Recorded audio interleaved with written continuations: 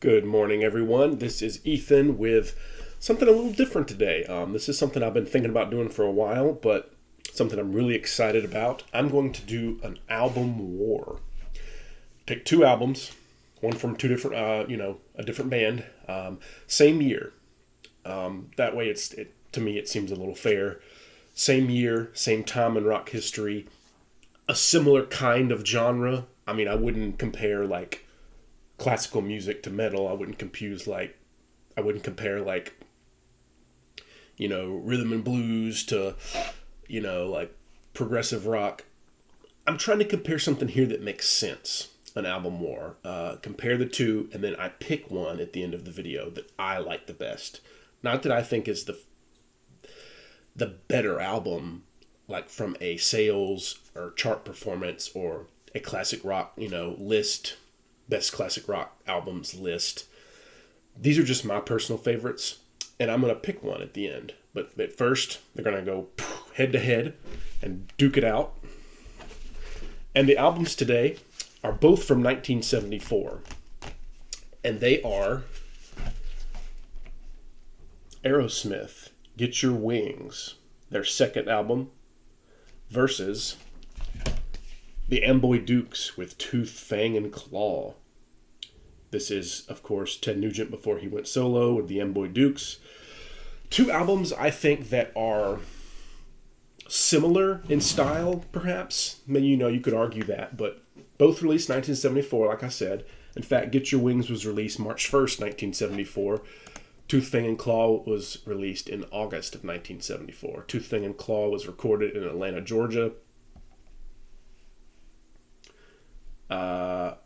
Get Your Wings was recorded in New York City. Of course, the great Aerosmith, legendary hard rock band, even influential to heavy metal with some of their later albums, from Boston, Massachusetts. Another thing about these two bands, two American bands, I felt like that was more of a fair battle than maybe a British band and an American band or whatnot. So yeah, the great Aerosmith from Boston, Massachusetts, started in 1970. This is their second album after their debut, self-titled, in 73. You've got a killer first song, Same Old Song and Dance. Great Joe Perry lick in that. You got Lord of the Thighs, great song. Spaced, Woman of the World. SOS Too Bad on side 2. You got Train Kept a Rollin'. That's a great song. And Seasons of Wither. That's a real kind of proggy, moody, melancholy song for Aerosmith. And then the last track is Pandora's Box. So this is just, I think, Aerosmith really coming into their own. Obviously, their next two albums, Toys in the Attic and Rocks, better, probably, arguably. I think I prefer Rocks the most. It's a toss-up between that or Toys in the Attic. But Get Your Wings is a very solid sophomore effort, 1974. In the band, you got, Steven Tyler, Joe Perry,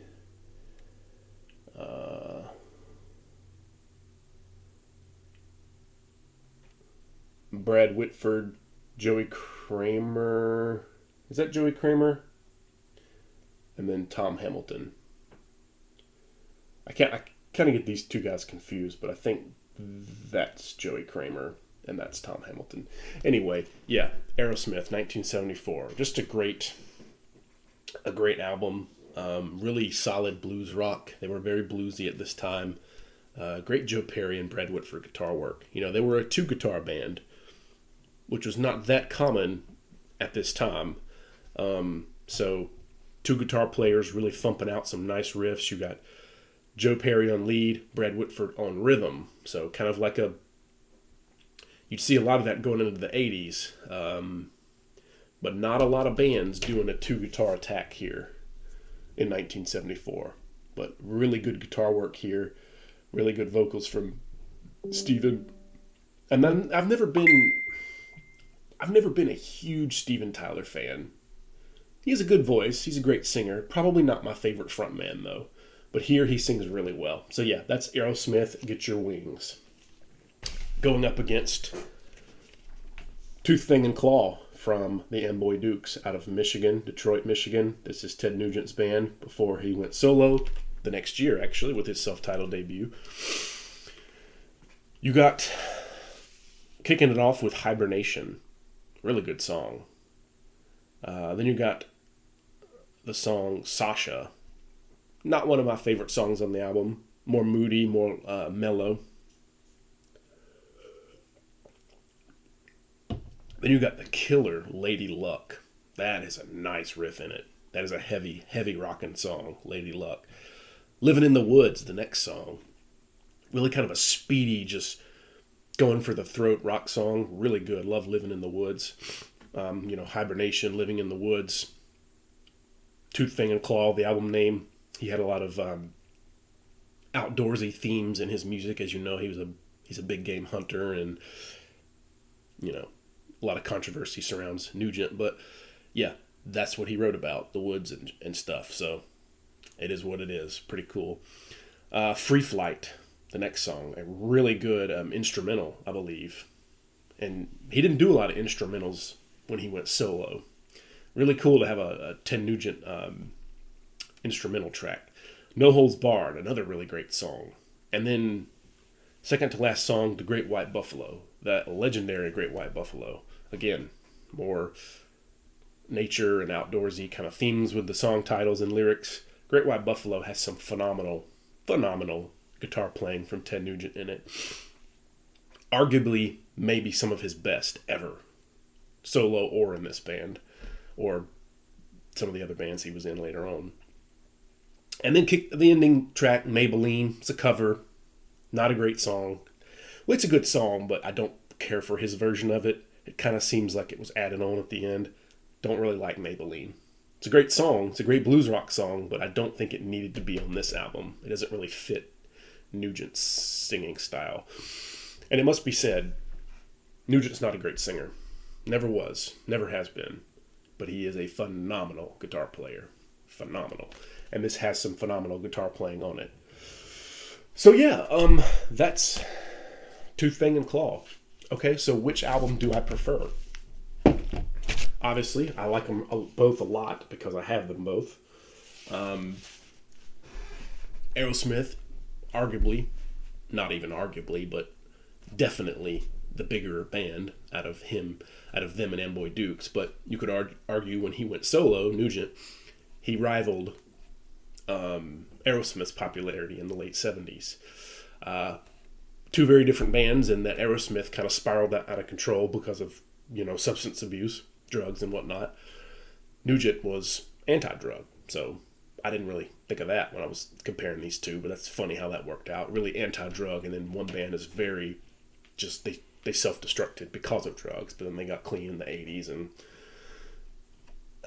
I don't like the 80s and 90s. I mean, Aerosmith, they had some good stuff then, some catchy hit songs. I used to like, what's it called? Janie's Got a Gun.